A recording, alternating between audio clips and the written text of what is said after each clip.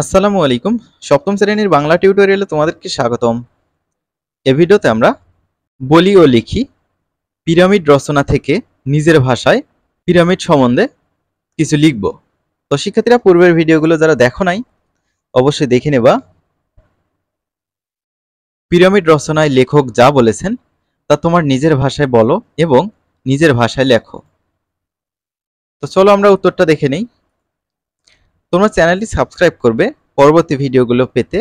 নমুনা উত্তর: পিরামিড পৃথিবীর সবচেয়ে প্রাচীন কীর্তিগুলোর মধ্যে অন্যতম।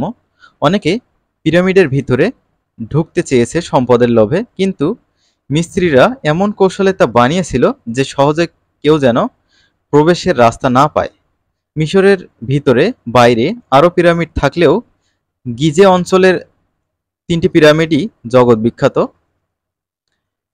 পিরামিড 3টি যেসব রাজা নির্মাণ করেছেন তাদের নাম, নির্মাণের কাল এবং পিরামিডগুলোর উচ্চতা ও আকৃতির বর্ণনাও দিয়েছেন লেখক। এইসব পিরামিড তৈরি হয়েছিল পাথর কেটে, পাথরের টুকরো দিয়ে। মোট লেগেছিল 23 লক্ষ টুকরো পাথর।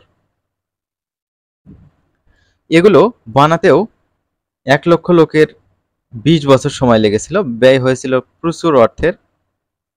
পিরামিডগুলো তৈরির মূল লক্ষ্য ছিল অনন্ত জীবনের প্রত্যাশা।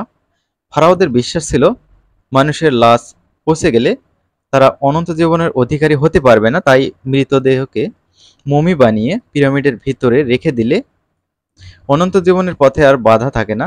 কিন্তু তাদের সেই আশা পূর্ণ হয়নি। তো এখানে একটি আশা কেটে নেবা। হ্যাঁ, দেখো, কারণ এর মধ্যে মানুষ মমিকে স্পর্শ করতে পেরেছে এবং তা স্থানান্তরিত করে জাদুঘরে রেখেও দিয়েছে।